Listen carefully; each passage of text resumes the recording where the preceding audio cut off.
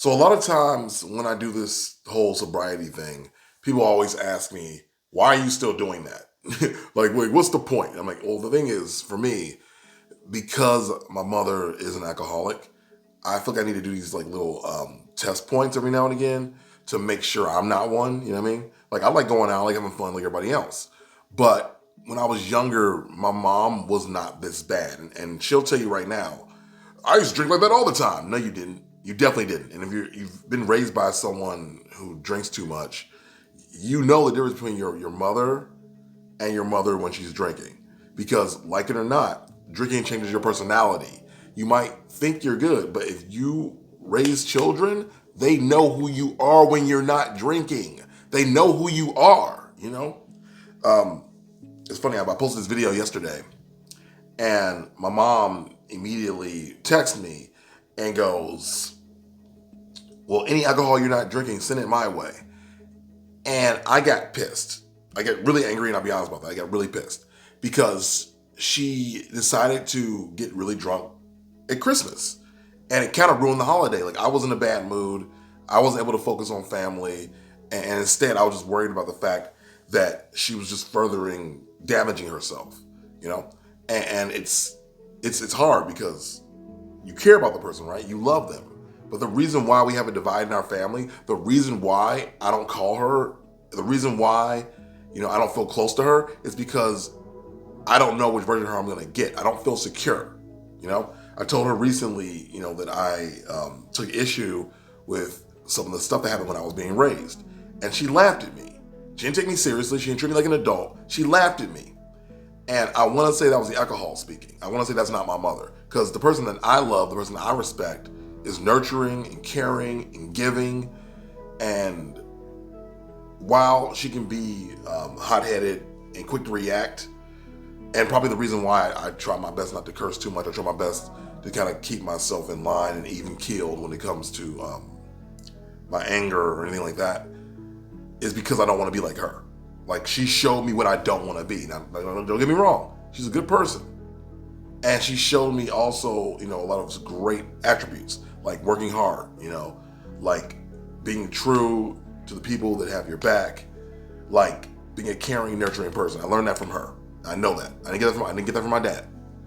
My dad's a good person too, but I feel like he didn't soften it until the last couple of years. But at the same time, my mom has been both my biggest supporter and one of the biggest people that damaged me over the years. And I'm really trying to be okay with that. So that's why I think I even decided to start doing this thing. Because, I was going out with friends, I was having a good time, but I would notice that at least with relationships, alcohol was not the best thing for them. And people will tell you that if you are with somebody and you guys both go out and drink a lot, that does create issues. And I know I've had at least one or two relationships where I think they would have been better if we didn't drink. And it wasn't even necessarily like me lashing out or being crazy or doing anything particularly wrong, or even that person. But I feel like sometimes, you'll be aware of how your person changes, and it's not for the best, or it's not the best turn on. I know people who've distinctly been like, yo, I love so-and-so, but when they drunk, I can't do it. And if you grew up in Chicago, Chicago's a drinking city. People in the city drink. That's what they do. It gets cold, they stay in, they go out, but they find a way to drink always. And I think that doing this activity in this city is actually harder than other cities. Like, other people go, well, that's not that big a deal. Like, come to Chicago, live in Chicago, and tell me that it's easy. Because it's not. Like, the cultural zeitgeist really is, if you're doing anything that's remotely considered adult, you throw some drinking in it. And now it's even more adult. You know what I mean? I remember I had a friend once who had a roommate who didn't like me because I wouldn't get drunk with them. And I go, I just don't feel like doing that every week. I just don't. And then they go, well, I don't trust anybody that don't get drunk with me. And I'm like, well, that's weird. You know what I mean? And when I realized that was kind of a common thing, because other people did the same thing, I started to realize that, maybe I don't need to be like the crowd. Maybe I don't need to be like everybody else. So when I go out, I try to be moderate. When I go out, I try to kind of watch my intake levels. But like anyone else, like there's been times where I just didn't look at it, or I don't know. There's been days where like I've gone out with friends, I've had like maybe 1 or 2 drinks maybe, and I still felt it. And I'm like, wait, what the hell? Why am I feeling this? This is weird. So anyway, I'm about to say I'm working through some stuff here, and again, I'm doing this in part. It's kind of a touch base, but also because I know it's good for me at the end of the day. Now, I am also, as you guys know, doing the 21-day fast. And in prep for the fast, I decided to go to the grocery store and buy a bunch of vegetables, got some beans, a lot of beans. I'm realizing that I'm going to be eating a lot of beans because I feel like if I can't have meat, I want beans. Even yesterday, I decided, let me just do a little test run. So I made a lunch without any meat involved. So I got some purple cabbage because I know it's good for you for antioxidants. I got some peanuts because you need some protein in there anyway. Almonds will do as well. And then I got some broccoli and some onions, and I cut it up and I threw it in the pot. Just cooked it up real quick, put a little bit of seasoning on it, and it came out pretty good. Now, is it the best thing I've ever eaten? No. But I think that this whole 21-day fasting is going to really push me culinary-wise to be more experimentative with my cooking and what I make. And I am excited for that part of it. I really am. I'll probably show you here like some of the stuff I bought. But I'm pretty pumped for this. Like I was a little bit nervous at first. Like, okay, what am I gonna do? What am I gonna do? And whenever you tell people, yo, I'm not eating no meat, people always go, I couldn't do it. I couldn't do it. Here's the thing. Here's one thing I kind of put in my brain. With meat, it does taste delicious. Don't get me wrong. But aside from bacon and maybe some other meats, I don't know. It's mostly a texture and a salt thing. Like you want more salt. You want that texture. And I found a few things that can maybe replicate that texture. One thing I mentioned in yesterday's video was mushroom root, right? It's this stuff I found called meaty. Now, I think they're not allowed to use the word mushroom root anymore because technically they're using a mold. But really, for the most part, fungi is mold, if you didn't know that. So they're using a different term. I think it's like mutamesal or something like that. I'm butchering that name. But that stuff does a really good job of matching the texture of meat when you cook it. I've used it twice now, and I went to a little consortium for it, and I was very impressed with what I found. So, all that to say, today's vlog, just me kind of like ruminating over why I'm doing this not drinking thing, and also ruminating over, kind of the oncoming further of the fast. Where I'm gonna be just not consuming any meat, any bread, any things with added sugars, and just taking it, back to earth, I guess, if we're gonna be real about it. And I think you're gonna see a little bit like I don't know, maybe a mindset change. I'm excited to see what happens, because right now, if you look at my face, I'm not fat, but my face is chubby, right? My body, it's okay, I'm fine, like it's not, I can do better. It's like I'm not the best I've been, it's just fine. Here's the thing with me, is that I was working out, and y'all saw it like earlier in the year. I was killing it. I injured myself and had to take a break. So again, I'm not awful, but I know I can be better, you know what I mean? So my goal is to get in the best shape possible while I'm doing this thing. But again, also, you have to make sure you eat enough protein to build the muscle, because otherwise I'm just gonna be skinny. And I'm not trying to be skinny. I'm trying to get my head down. Really, my head weight is big. Like, big boy head weight. But if you guys are out there and you're doing, this whole like not drinking thing, you're doing any kind of like plant-based fast, let me know down below, leave a comment. Again, I'm just gonna rock this thing out the best I can, and post as much as I can on YouTube and see what happens, I don't expect anything. I don't know if views will come. I expected nothing from that first video. The way I'm viewing this right now is I'm almost viewing this as starting over on YouTube. And I'll tell y'all a secret. One thing I am gonna do, I think, is I'm gonna post all these videos on another channel starting next month, if that makes any sense. So people will be following the actual build from a different timeline, but they won't really know the difference unless I name a certain date in the video. But for y'all out here who are old school CSandreas people, y'all getting y'all getting the full boy right now in real time. I'm also, if you don't know, posting over on TikTok under Nerd Motivation. Find me there. Instagram, Nerd Motivation. But I'll be chronicling this journey and making this a more meaningful thing for you guys, so you're not just sitting here going, all right, you're not drinking, that's cool. All right, you're eating beans, that's cool. You know what I mean? Like, I think there's more I can do with this. Like as I make my meals, I can film myself creating new meals.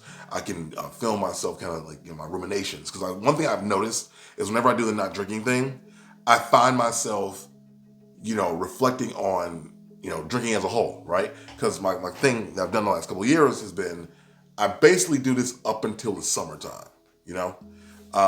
Because the one thing that makes it hard, and this is one thing I'll get into on another video. No, no. Let's do it now. Let's do it now.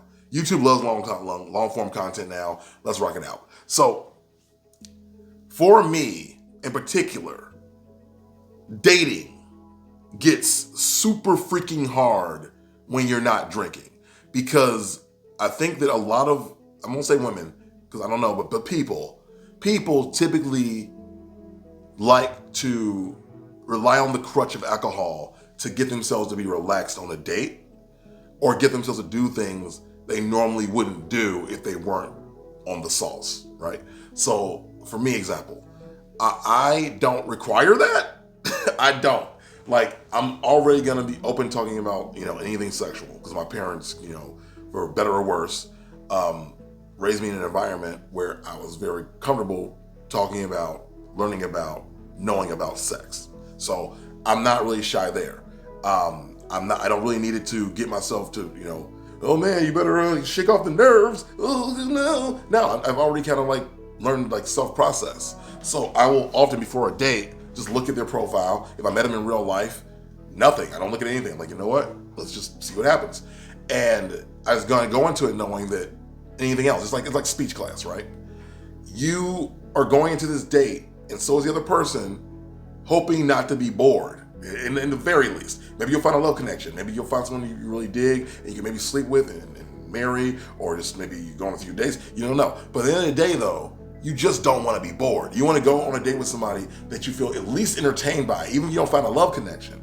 So I go into it with the onset of, just be entertaining. Don't do too much. You know what I mean? Be entertaining, but also be yourself. So I might ask a couple questions, and I might go, all right, let me ask you something that I'm sure nobody else has ever asked you before.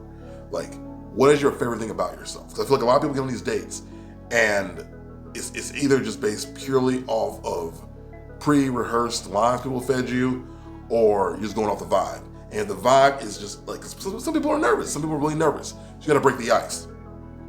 So you ask them what they love about themselves. You ask them what makes them different. You ask them things that make them kind of even think deeper. Because one thing people love to do is talk about themselves.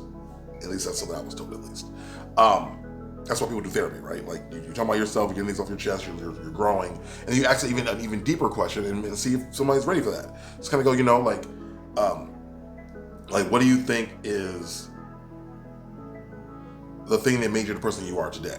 What made you who you are right now? And I had a girl once say, yeah, this sounds like I'm on an interview. And I'm like, well, yeah, it's an interview. I want to learn who you are. You know what I mean? And I think she was turned off by it, right? But then I wound up dating that girl for over 2.5 years. Ugh, you know what I mean? Because at the end of the day, you want to find depth within people, and you don't need alcohol to do that. But a lot of people rely on that crutch. A lot of people need that crutch. You're like, yo, I can't do it. I can't do it. I'll help, baby. I need support, And the thing is, you have to train yourself to not rely on it. A lot of people, I think now, that's why I think a lot of people drink now. They learned in college that it's a social lubricant. They learned maybe in maybe even high school, it's a way to get over your nerves or your anxiety. But it's not real. You know what I mean? It's not real. And so I often tell people, feel free to go on your date. Feel free to, order drinks and have a good time on your date, but don't overconsume. And if you do overconsume, make sure you still have your wits about you. You know what I mean? Like for me, I can drink to a certain amount and still feel like I have some sense of control and some sense of what I'm saying and the thoughts. But I'm also aware of how I operate when I'm under those conditions, right? Being aware of how you operate, being aware of kind of what your line is. I know for me, I learned a long time ago that I do tend to get a little more romantic if I have overconsumed. I tend to get more sappy, lovey-dovey. But then here's the thing, here's where it hurts.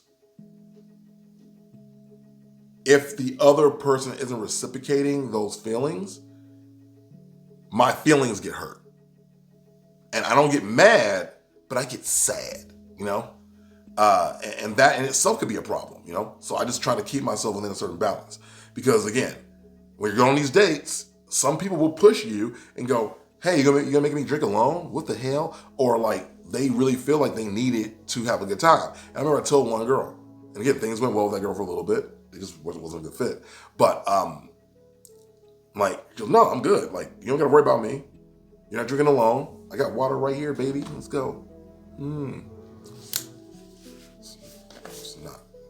It's not water at all. Okay, anyway, you know what I mean?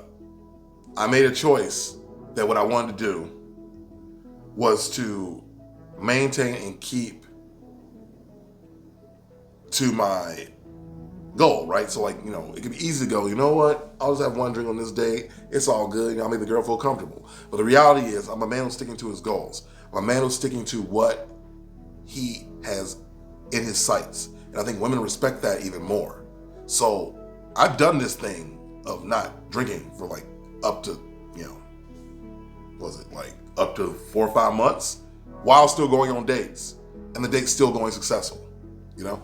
In fact, I think it makes the girl feel more comfortable knowing that, you know, you aren't inebriated yourself, or you aren't needing to, you know, drink a bunch of drinks to be yourself. Like, you're still vivacious, you're still you. But again, I get it. Some people need that. But I really do encourage you to train yourself not to need it. And yes, it will be awkward at first. Yes, it will be hard at first. But I guarantee you, at the end of the day, you will be happier that you made this choice, because now you can flex some muscle that a lot of people don't have. Right now, I can get on stage right now and I can do karaoke all night, right? I get on stage right now and act a fool. And I can, when I say stage, I mean like, I guess karaoke stages, but like, you know, I can literally go and just do anything for the sake of the adventure of it. And a lot of people use alcohol to bring that part of themselves out. And I just encourage you not to be one of those people. I encourage you to be one of those people that goes beyond needing a substance to be yourself. Or maybe you don't like yourself and you think that who you are when you're drinking is a better version of you. And the reality is that that part of you exists. That part of you is within you.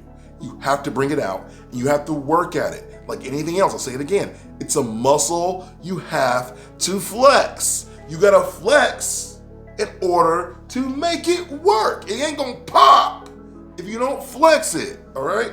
So you're gonna always think that, oh, I'm too quiet, oh, I'm too shy, oh, I won't really be, you know, like if you're holding back in your personality, then that's on you. And I understand it's harder for some people than others. But again, repetition is your biggest adversary here. Adversary? Nope. Repetition is your biggest. What is the word? It's not adversary. Adversary is your enemy. I'm a nerd. I know this. Anyway, repetition is gonna be your best friend. You know what I'm saying? Repeating, trying, easing your way down the road. It doesn't happen all at once, but don't be afraid. I know you got this. And again, I'm always here if you need anything. I'll be live streaming later today, so check me out. I think we're here in Illinois. I'll be starting around 12:30 Central. So join me for the live stream, and thank you guys for watching. I appreciate you. And again, thank you for joining me on this journey. Don't know how it's gonna go, but I'm glad you're here with me. My name's Chris, and ever use teleport. Soon. And me on TikTok, Nerd Motivation.